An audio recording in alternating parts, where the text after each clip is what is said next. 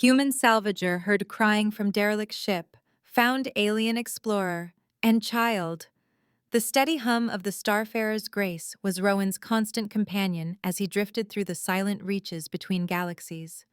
The sound had long ago faded from annoyance into comfort, a low thrum that vibrated through the battered hull and the bones of anyone within. Rowan's tall frame slouched in the pilot's seat, boots propped on the edge of the console. The dashboard flickered in the dim light, throwing ghostly reflections across his tired features. In these stretches of void, there was little to distract the mind, save for the hunt. Always the hunt for something lost, something valuable, something that might bring a little meaning, or at least pay the docking fees for another month. He lived for anomalies. His gaze, sharp and hungry, moved across sensor readouts, searching for the faintest blip, the barest whisper that signaled salvage. Tonight, there was nothing, just the endless tapestry of stars, until, almost too faint to notice, a flicker rippled through the sensor array. A rhythmic pulse, so subtle it seemed more illusion than reality. Rowan froze, breath held. It wasn't a standard signal, nor any distress beacon he recognized. The pattern was irregular, yet it had a strange sort of persistence, like a heartbeat echoing in the dark. He leaned forward, adjusting the sensor sweep, watching as the flicker danced just at the edge of perception. "What are you?" he murmured, fingers drumming the controls. This quadrant was infamous, a ship graveyard, haunted by tales of vessels disappearing into the black, never to be seen again. Most pilots gave it wide berth, but Rowan's curiosity was a stubborn thing, too deeply rooted to ignore. He felt it now, that old itch crawling up his spine, pushing him to break the rules he set for his own survival. With a sigh, Rowan disengaged the autopilot. The Grace shuddered slightly as manual controls took over. "Let's see what you're hiding, Grace," he muttered. The ship's hull answered with a creak, as though sharing in his apprehension. He eased the throttle forward, guiding the vessel along the ghostly trail left by the anomaly. From the darkness, a shape materialized.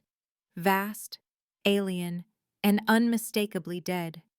The wreck loomed before him, blotting out the stars. As Rowan brought the Grace closer, external lights played across a hull unlike anything human hands had ever built. Its lines were fluid, almost organic, a vessel that had once been made for exploration, now frozen in silence. His heart skipped. The name whispered through old salvage logs, old rumors, the Vera, a ship lost to legend, presumed destroyed centuries ago.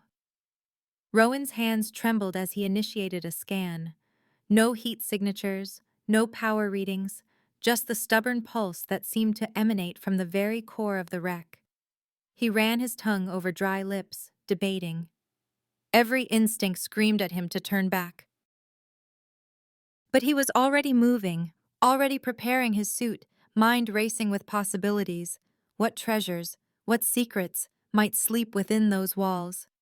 He cycled through the airlock, feeling the reassuring weight of his helmet seal around his jaw. The silence outside was total, broken only by the hiss of his breath and the faint tap of boots on metal. He drifted across the short distance, mag boots clanging softly as he landed on the Vera's hull. The entry hatch was sealed, but his tools made short work of it. The airlock groaned open, exhaling a breath of stale, icy air. Inside, the Vera was a mausoleum. The temperature plunged, frost glittering on every surface.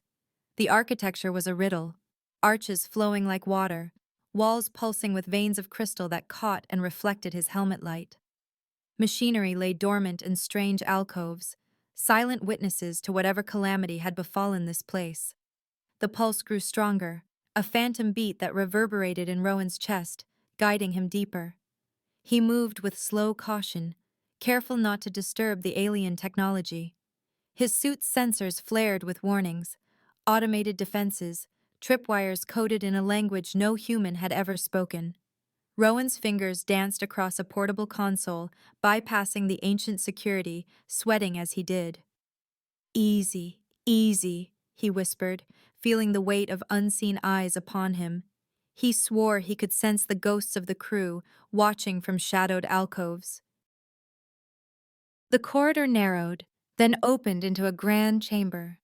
At its heart, a sealed stasis capsule glowed with soft blue light, frost feathering its edges. The pulse thundered now, filling Rowan's ears and mind until he could hardly breathe. He stepped closer, brushing away a layer of ice from the capsule's viewport. Two figures lay within. A woman, her skin the deep blue of twilight, marked with delicate silver sigils that seemed to shimmer with her every breath. Her hair, long and white as snow, fanned out around her shoulders, a halo of moonlight. Curled at her side was a small child, frail and still, one tiny hand grasping her mother's. Their faces were peaceful, yet etched with exhaustion. Rowan's throat tightened. This was no salvage. This was something infinitely more precious. He worked methodically, hands steady as he traced the stasis controls. Alien script scrolled across the capsule's interface, but he recognized enough. Temperature, life support, emergency override. He drew a breath, then pressed the final sequence. The stasis field flickered, dissolved, leaving only the cold and the silence. He fumbled for a hydration pack, tearing it open. "Take it slow," he said, his voice muffled by the helmet. He unsealed it, letting the air in, fogging the glass between him and them. The woman's eyes fluttered open, deep amber, as luminous as the dying sun. She recoiled instantly, arms snapping around her child, every line of her body taut with terror. "Wait," Rowan said, raising his hands. He slipped off his helmet, letting her see his face. "It's all right, you're safe." His words sounded flat in the frozen air. The woman's gaze darted from him to the strange chamber, desperate, assessing. He activated his portable translator, fumbled through a dozen settings before the static resolved into something intelligible. "Rowan," he said, tapping his chest. "My name is Rowan." For a moment, the only answer was the hiss of air. Then haltingly, the woman replied.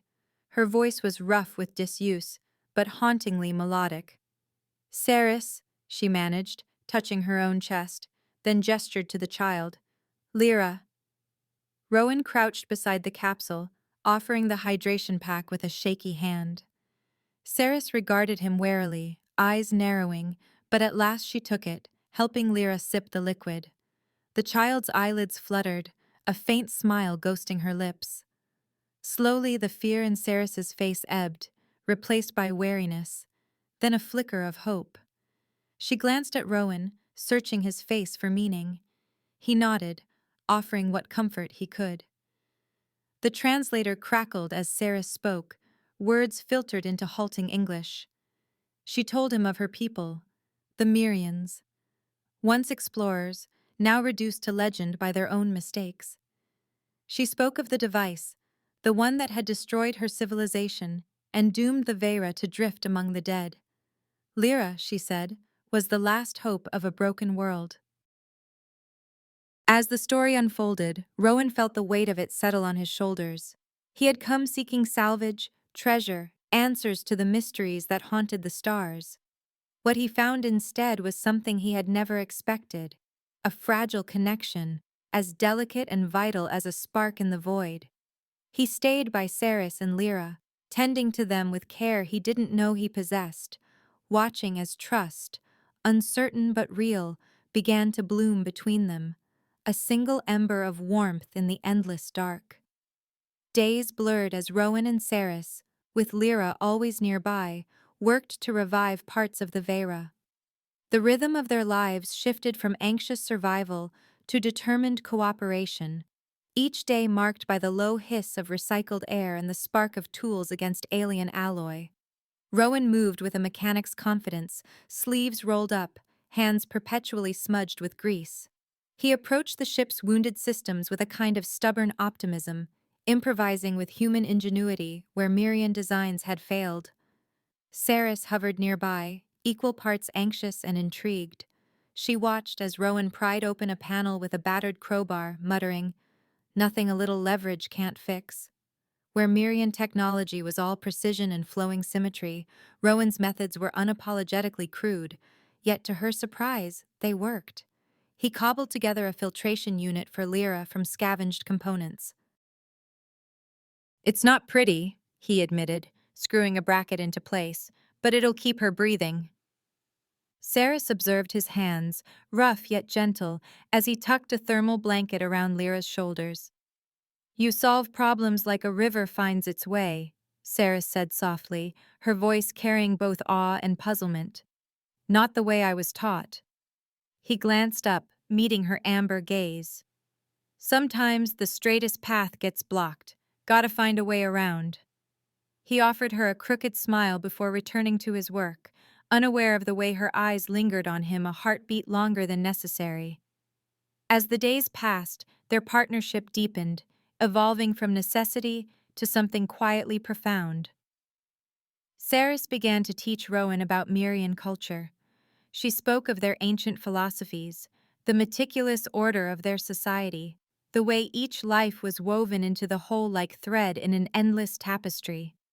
She described the ceremonial music, the spiral dances performed beneath sapphire moons, the beauty of their crystalline gardens. Rowan listened with rapt attention, sometimes teasing, sometimes solemn. "Sounds peaceful," he said once as they shared rations in a shadowed alcove.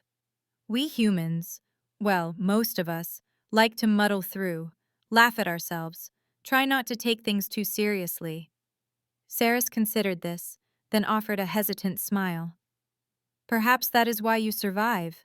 We did not know how to bend." He chuckled, handing her a cup of lukewarm tea. "Resilience is just stubbornness with good PR." Their exchanges grew charged, an unspoken attraction simmering beneath the surface. Sometimes, as they worked side by side, Saris would reach out, showing him how to align a Mirian circuit, her fingers brushing his. Electricity sparked at every contact, neither of them quite willing to acknowledge it aloud. At night, when the ship grew quiet, Rowan would find himself lying awake, listening to the rhythm of Saris's breath in the next compartment, wondering if she did the same. Lyra, meanwhile, adapted to their odd family. She trailed after Rowan, wide-eyed and silent, clutching a battered plush toy he'd patched up with ship tape. Sometimes she would climb into his lap as he worked, her small hands mimicking his movements.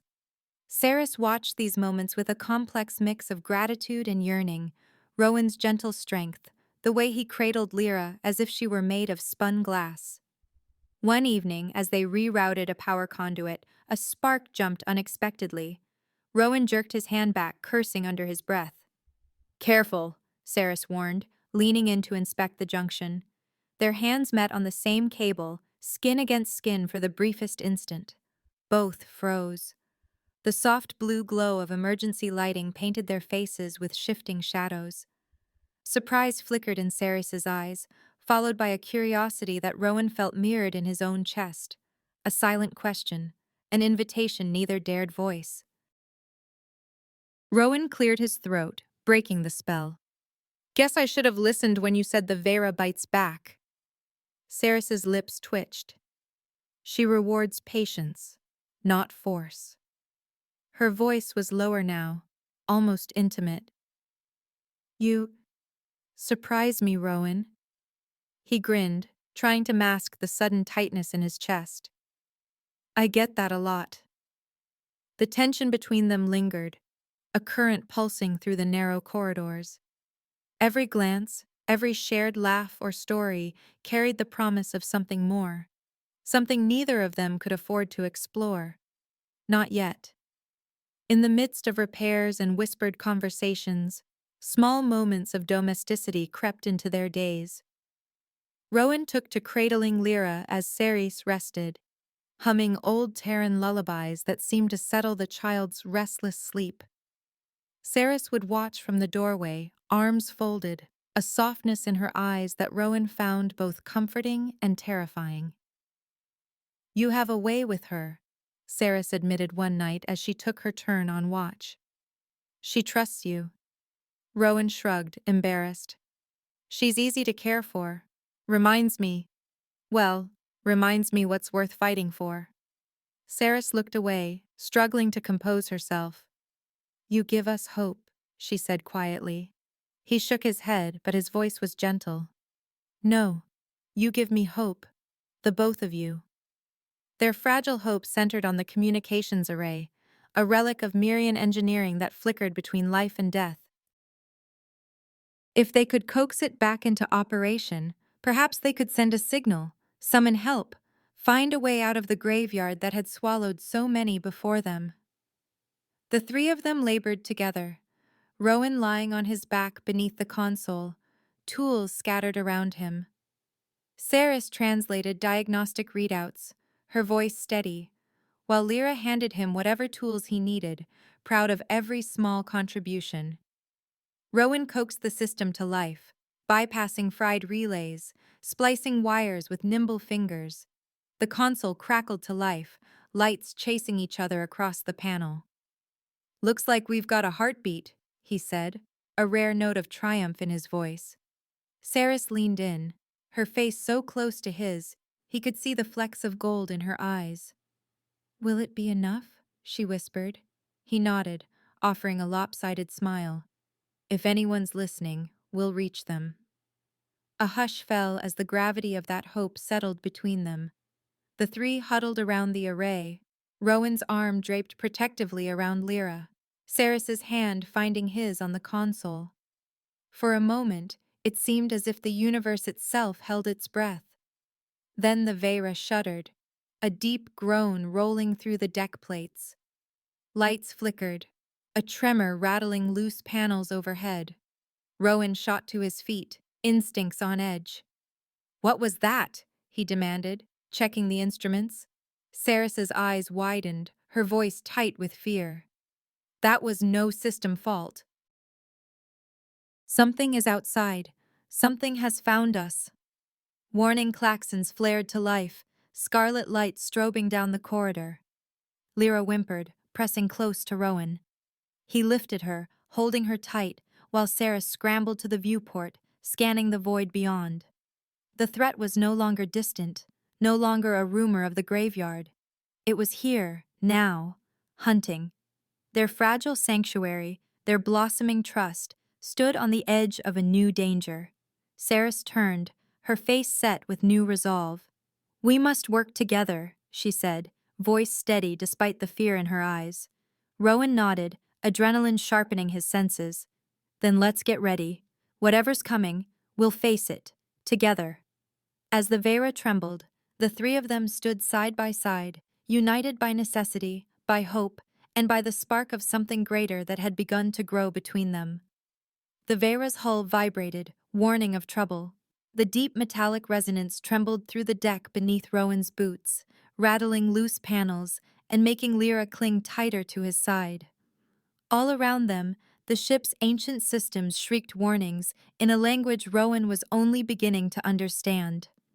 Saris's hands flew across a control panel, bringing up the external scans. Her lips parted in horror as the data resolved on the cracked display. It's a Karen hunter, she whispered, voice shaking. Rowan, they found us. He leaned in, studying the ghostly silhouette closing in through the swirling static. The vessel looked like a nightmare wrought in metal, long, narrow, bristling with weapons, its hull scored with the runes of old wars. Red lights blinked along its flanks, hungry as wolf's eyes. Rowan didn't need translation to feel the malice radiating from it.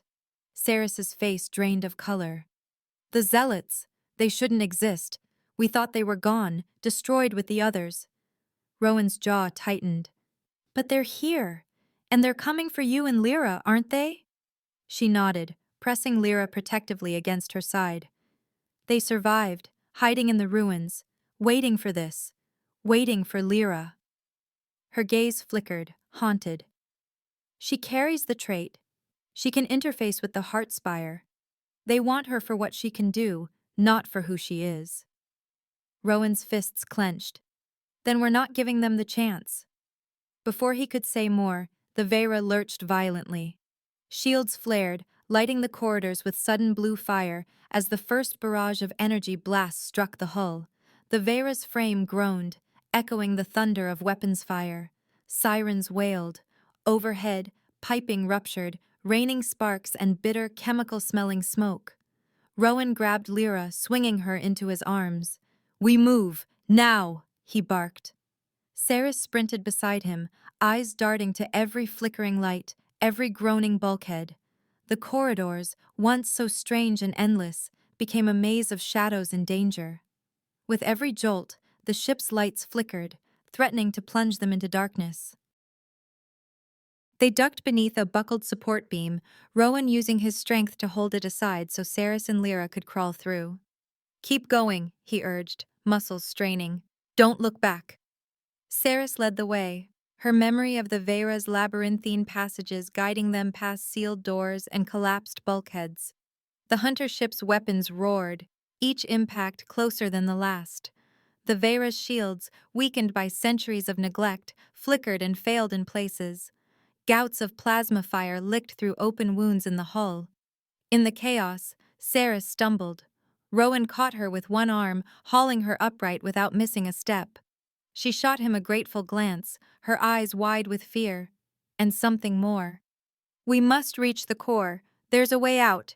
An emergency pod, hidden near the engineering bay." He nodded, determination setting his jaw. "Show me." They ran, Rowan shielding Ceres and Lyra from falling debris, boots pounding over metal grates. Behind them, the distant thud of boarding clamps and the shriek of breaching charges echoed. An army at the gates. Lyra buried her face against Rowan's chest, trembling. A blast shook the corridor ahead, sending a shockwave of hot air and sparks their way. Rowan flung himself over Lyra, sheltering her as Ceres pressed against his side. For a moment, the world was nothing but noise and heat and fear. Then, through the haze, Ceres spotted a narrow service hatch.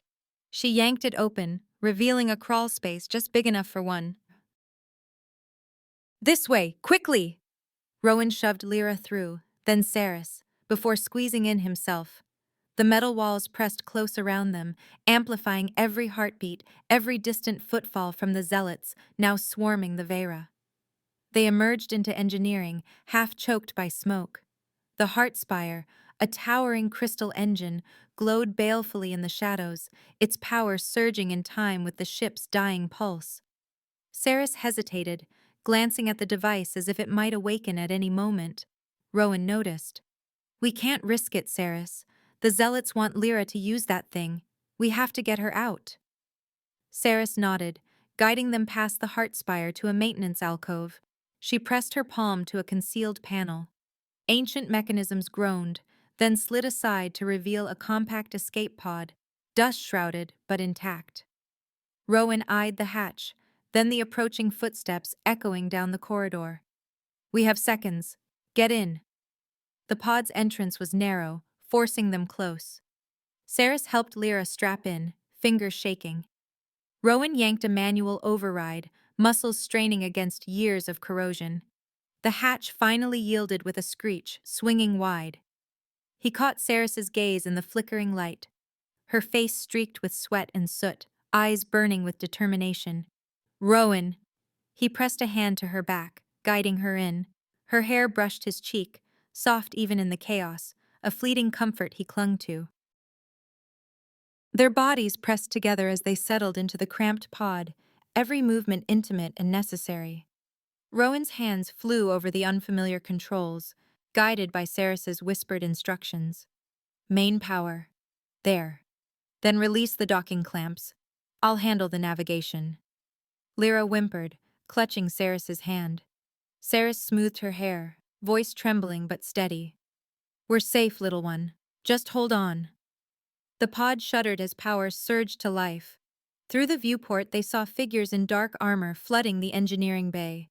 Zealots, faces hidden behind ritual masks, weapons drawn.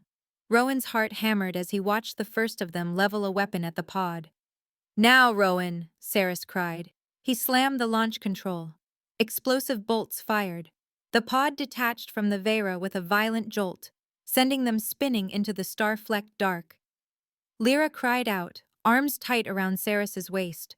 Rowan braced himself, every muscle taut as the pod tumbled, artificial gravity struggling to engage. Through the viewport, the Vera receded, a wounded Leviathan fading into shadow. But the Karen hunter ship peeled away from the wreck, engines blazing. It was relentless, a predator with only one prey. Rowan checked the nav. "They're coming after us, fast." Saris's hand found his, gripping tight. "We cannot outrun them, not for long." He squeezed her fingers, voice low. "We'll find a way. I promise." The pod's systems screamed in protest as Rowan pushed them to their limits, dodging debris, weaving through the graveyard's labyrinth of wrecks. The hunter ship's weapons fired, deadly beams slicing past, illuminating the pod's battered hull. Inside the cramped space, their bodies pressed together, Rowan shielding Lyra, Saris guiding his hands, the three of them bound by desperation and hope. The hum of the engines, the heat of Saris's breath against his neck, the soft tremble of Lyra's hand in his, all became anchors in the chaos. Each blast that missed, each wild maneuver Rowan pulled, was a borrowed second. They had escaped the Vera, but the Zealots would not give up. The pod spun onward, a lone spark racing through darkness, the hunter ship in ruthless pursuit. The storm had only just begun. The escape pod careened through a debris field, its battered hull shrieking with every near miss. Rowan's hands gripped the controls, knuckles white as he wove between shattered hulls and drifting cargo. The world outside became a kaleidoscope of wreckage and spinning starlight. Every movement was instinct, born from desperation, a dive beneath a spinning thruster, a lurch around the jagged remains of a freighter, a roll through a cloud of splintered glass. Behind them, the Zealot ship blazed with weapons fire, each shot sending a fresh tremor through the pod. But the hunter's bulk worked against it, the vessel struggling to navigate the chaos. The debris slowed it, battered its shields, forcing it to swerve and hesitate. Rowan caught Saris's eye, a wild grin flashing across his face as he banked hard, the pod skimming a chunk of metal close enough to scrape paint. "Hang on!" he shouted, laughter mingling with adrenaline. Saris braced herself, arms protectively around Lyra. Awe flickered in her eyes as she watched Rowan, how he moved, how he trusted his instincts instead of calculation. "You are reckless," she gasped, voice trembling with equal parts terror and admiration. He shot her a quick glance, sweat slicking his brow. "Sometimes reckless is all you've got left." He twisted the pod again, dodging another fusillade. For a breathless eternity, they danced through the graveyard. The Zealot ship's guns flashed, but Rowan's erratic piloting kept them alive. At last, a colossal hulk spun between them and their pursuer, and Rowan yanked the pod into a narrow gap, the Zealot ship forced to veer wide or risk being torn apart. For the first time, the comms fell silent. The hunter ship faded behind them, lost in the labyrinth of broken dreams. In the sudden stillness, only the ragged sound of their breathing filled the cramped space. Saris slumped against the wall, Lyra's head pillowed on her lap. "You did it," she whispered, voice soft with disbelief. Rowan exhaled, shoulders trembling. "Just got lucky. And maybe a little crazy." She smiled, her gaze lingering on him, warm and grateful. "You risked everything for us." He shrugged, suddenly shy. "Wasn't much of a choice." As hours passed, their fear ebbed, replaced by a fragile peace. In the suffocating confines of the pod, time lost all meaning. They took turns coaxing failing systems to life, rationing the last of the water, doing what they could for Lyra's comfort. The outside universe faded, leaving only the three of them and the constant thrum of life support, weak but stubbornly present. Their bond deepened in these quiet hours. With Lyra asleep, Saris traced the lines of a star chart Rowan projected onto the ceiling. "Tell me of your world," she murmured, her voice soft. Rowan leaned back, arms folded behind his head. "Earth's messy, loud, beautiful in a way you can't really describe. Skies full of color, cities that never sleep, and wild places where you can still hear the old songs in the wind. He smiled, wistful. I miss the rain most. The smell of it. Saris closed her eyes, imagining. Mirian's cities were gardens of crystal. We sang to the stones, shaped them with our voices. Our sky was silver, our rivers shimmered with light. I never thought it could end. He looked at her, heart aching. I wish I could have seen it. You do, she replied softly, reaching to touch his hand. A little, in your eyes. Their hands found each other often, fingers lingering, a silent promise in the hush. Lyra, sensing the peace between them, relaxed into Rowan's arms, trusting him as she trusted her mother. But the pod's systems began to fail. Lights flickered, air grew thin, and the emergency rations dwindled to a handful of bites. Hunger and exhaustion crept in. Saris watched Rowan, worry shadowing her features as he hid his fatigue behind gentle jokes. You humans, she teased, always laughing at the darkness. Sometimes, he replied, it's the only way to keep the dark out. Desperation gnawed at them until Rowan's scanners picked up a faint signal, weak, intermittent, but unmistakably human. He leaned forward, hope flooding his face. I think I've got something. Bastion's Reach, old outpost, barely on the charts, but it's real. Saris's eyes widened. Can we reach it? Only one shot. He set a course, hands steady despite the tremor of relief in his voice. Hold tight. The pod bucked and groaned as Rowan forced it into a shallow descent, alarms blaring a cacophony of warnings. Saris held Lyra close, whispering comfort in Mirian, while Rowan fought the controls. The ground rushed up, a barren stretch of rock and metal, the silhouette of Bastion's Reach rising from the dust. They landed hard, the pod skidding across the landing field, throwing up sparks and debris. Metal screamed, harnesses dug into skin. Then, finally, silence. The alarms faded, replaced by the faint murmur of wind and distant voices. Rowan was the first to move, fingers fumbling with buckles. We're here, he breathed, voice hoarse with exhaustion and relief. Saris cradled Lyra, following Rowan out into the harsh light. The outpost sprawled before them, gritty and battered, a haphazard collection of modules and towers, patched together with salvage and hope. Humans moved among the shadows, eyes wary, hands never straying far from sidearms. Two figures broke from the crowd. Mika, her dark hair wild, eyes sharp with suspicion, and Torin, broad-shouldered and silent as a mountain. They stopped a few paces away, weapons lowered but ready. Rowan? Mika called, disbelief and relief warring in her tone. Thought you'd finally gone and got yourself killed. He managed a tired grin. Not today. Got company, though. Mika's gaze flicked to Saris and Lyra, her expression guarded. You bring trouble, Rowan? He nodded, voice steady. They're with me. You can trust them.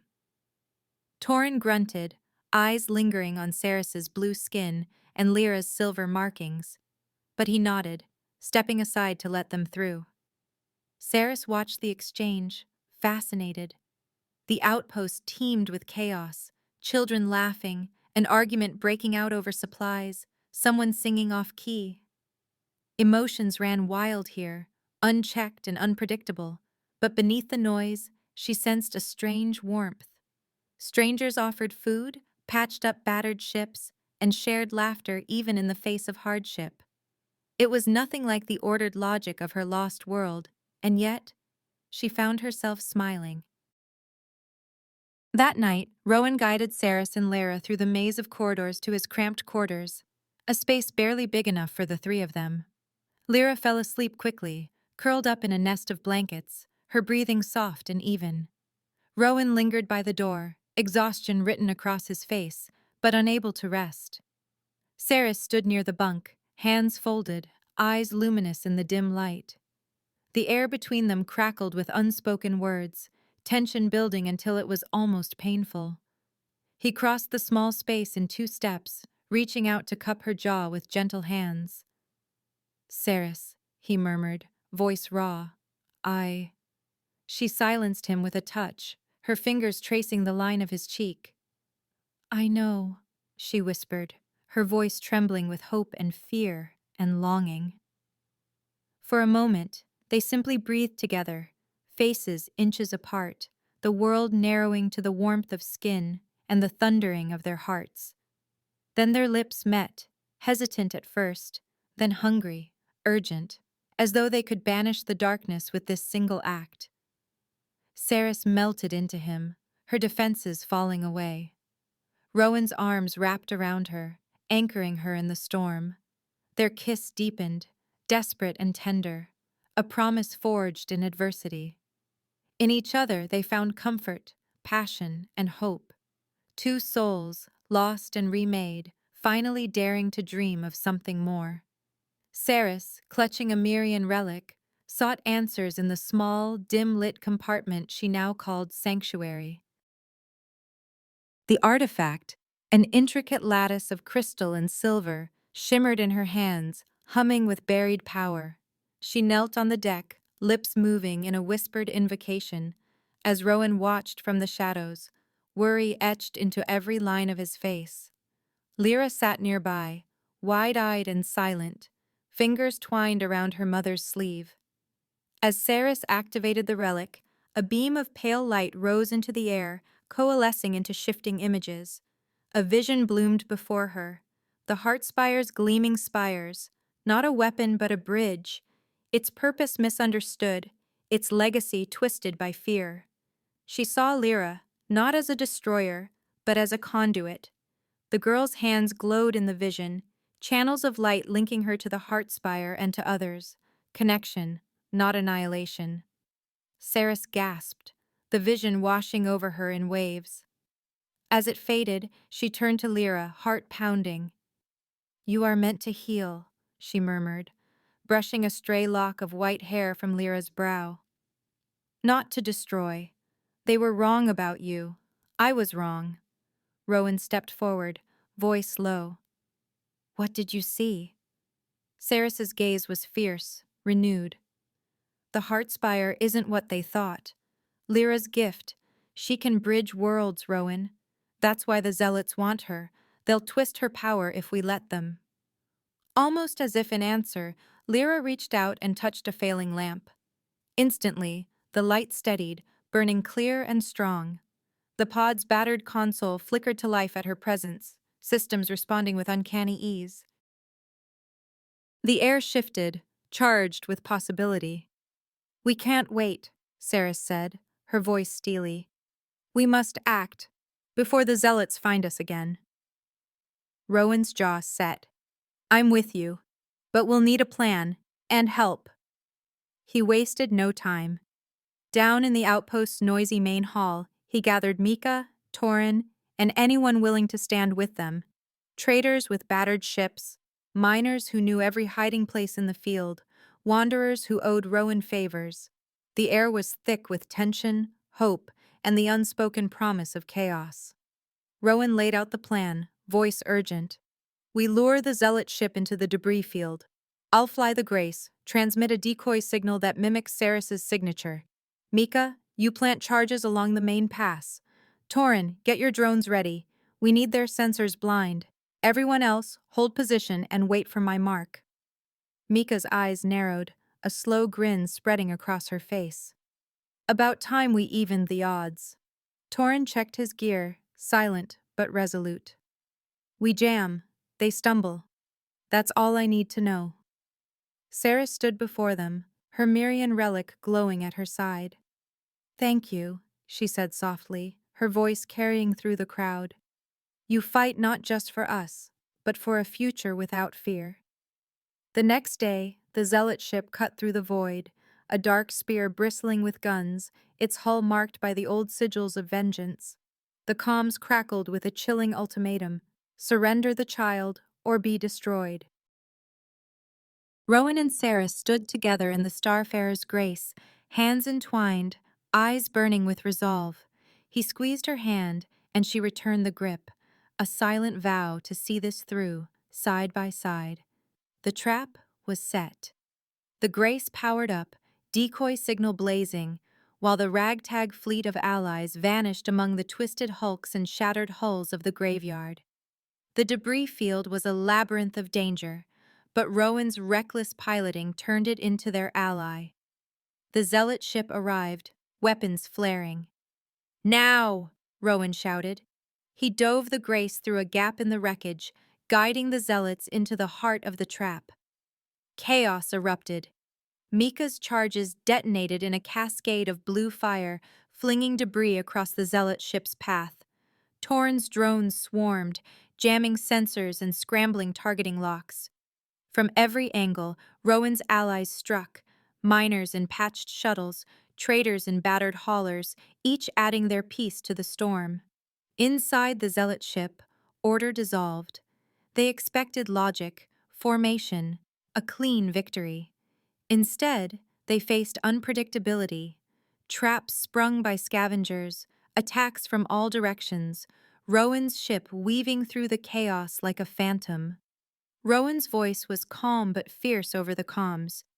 "Keep them guessing. Never let them see the same move twice." Despite their confusion, the Zealots' shields held, absorbing blow after blow. Their guns tracked the Grace, hurling arcs of plasma that turned debris to slag. The field shook with every exchange. Saris's voice cut through the tumult, urgent. "The relic, it has a defense protocol. I can trigger it from here.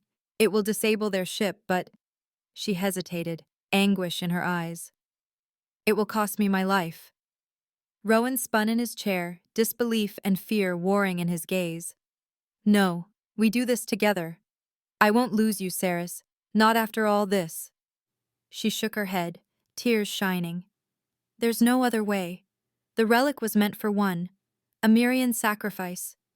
He caught her hands, pressing them to his heart. "Then let me help. Link with me. Share the burden." For a heartbeat, Saris faltered, then nodded. "If we join, perhaps Lyra's power can flow through us, change the outcome." Rowan pulled a neural interface from his collar, hands shaking as he synced it to the relic. Saris mirrored him, her own interface glowing as she pressed it to her temple. Lyra stood between them, tiny hands reaching for theirs, her eyes luminous with power and trust. The relic flared to life, flooding them with energy, painful, electric, overwhelming.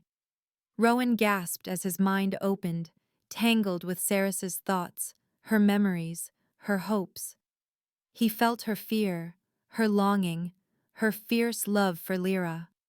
Together, they channeled the storm, guiding Lyra's gift not toward destruction, but transformation.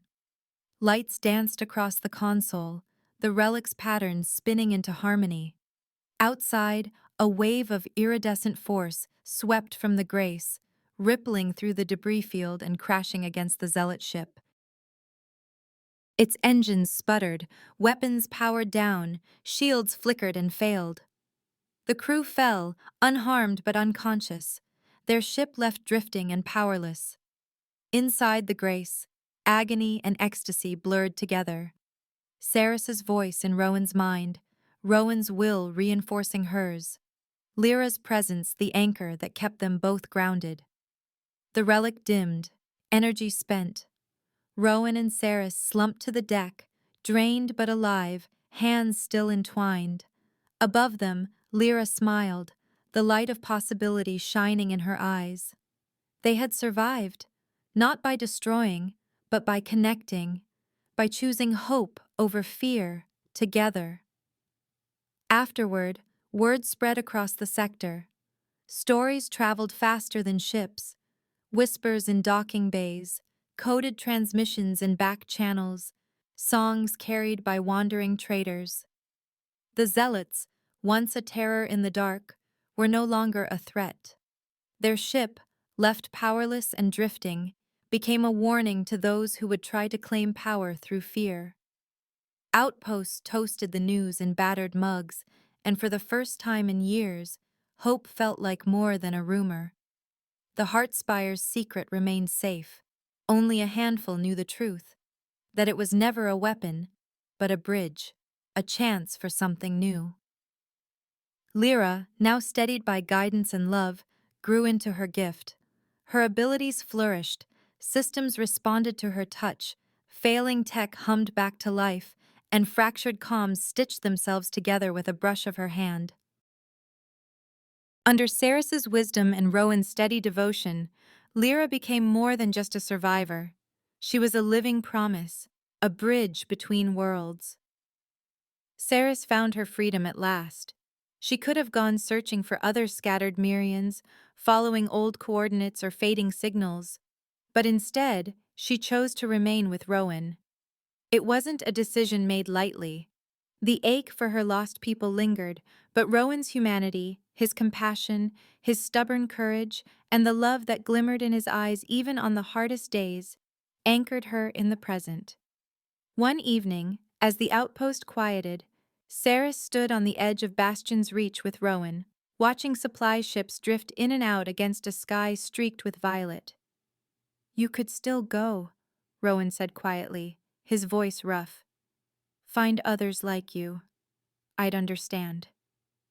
Ceres shook her head, her silver markings catching the last light. "I have found my place, Rowan. My people live on in Lyra, and in what I can share. But my heart is here, with you." She touched his face, her thumb tracing a line along his jaw. "You showed me another way to survive, to hope, to love." He wrapped his arms around her, drawing her close. "I never thought I'd find all this out here," he said, lips brushing her hair. "But I'm not letting it go." With the threat gone, Bastion's reach changed. The outpost grew busier, but also warmer. Where once there had been suspicion, now there was curiosity. Ceres became a teacher, sharing fragments of Mirian knowledge, energy harmonics, crystalline memory, ways of healing machines with a song. At first, the humans were wary, but Rowan's endorsement and Lyra's easy laughter broke down barriers. Mika, ever the skeptic, attended Ceres's workshops, her brow furrowed as she tried to follow the logic of Mirian tech. "You sure these crystals won't blow up the whole grid?" she muttered, eyeing a glowing shard. Ceres smiled, patient. "Only if you sing the wrong note. Here, let me show you." Even Torin, who spoke little, began adapting Mirian harmonics to his mining drones. Soon, battered ships in the docking yard ran smoother, fields of scrap seemed to hum with new life, and the outpost itself felt subtly transformed, more alive, more connected. Rowan continued to salvage, trading in the dangerous beauty of the graveyard. But his days ended differently now. Instead of drifting in the darkness, he came home to laughter and light. Ceres adapted to the unpredictable rhythms of human life: market squabbles, impromptu celebrations, the chaos of shared meals. She learned to barter, to joke, to trust the wild optimism that seemed to power humanity forward even when reason failed. Their bond, tempered by adversity, became unbreakable. They argued sometimes about strategy, about risk, about how many stray orphans Rowan could bring home before Ceres's patience ran out, but their connection only grew deeper. In the privacy of their quarters, with Lyra asleep and the world quiet, Rowan would trace the silver markings along Ceres's shoulder, marveling that she was here, that she was his. One twilight, as the twin moons rose above Bastion's reach, painting the outpost in silver and blue, they sat together on a battered bench outside their home. The air was crisp, full of distant music and the scent of grilled food drifting from the market. Lyra, older now and stronger, played nearby with a handful of local children. Her laughter rang clear, a bright melody, full of possibility. Ceres leaned into Rowan, her head resting on his shoulder, their fingers woven together. She watched Lyra dance, her heart full. "She's happy," Ceres murmured. "After everything." She's found joy. Rowan smiled, the lines at the corners of his eyes softening. She's a miracle. So are you. Saris turned to face him, her gaze luminous in the moonlight. You gave us a future. More than survival, life, love. He brushed a kiss against her temple, his hand resting over her heart. You did the same for me, Saris. You showed me what's worth fighting for. Lyra raced over, breathless, hair flying wild. Mama, Rowan, watch this! She spun in a dizzying circle, sending sparks of light spinning from her fingertips, harmless, playful, beautiful. The other children squealed, chasing the motes through the dusk. Saris laughed, her voice clear and free. She's still learning to control it. But she's careful. Rowan grinned, pride and awe mingling in his eyes. She's going to change the stars, that one. They sat in comfortable silence, the outpost alive with new energy. The humans who had once seemed reckless and chaotic were now honored by their Mirian guest for their ingenuity, for the wild, persistent hope that carried them through darkness. In return, Saris's wisdom and Lyra's power became a beacon, a symbol that the future didn't have to repeat the mistakes of the past. Night deepened, the moons casting shifting shadows. Rowan's arm tightened around Saris, anchoring her as he had from the very first moment. The pulse that had drawn him across the stars had changed. It was no longer just the echo of machinery or the call of adventure. Now it was Lyra's laughter, the brush of Saris's hand in his, the promise that even in a universe filled with loss, love could be found and kept. He squeezed Saris's hand, drawing her gaze to his. In that look was a silent promise, of family, of love, and of a tomorrow brighter than any star. Our story ends here. Make sure you subscribe, press the like button, and tell us in the comments what stood out to you the most in this video. Your feedback means a lot to our team. You'll discover many more captivating stories on our channel. See you in the next one.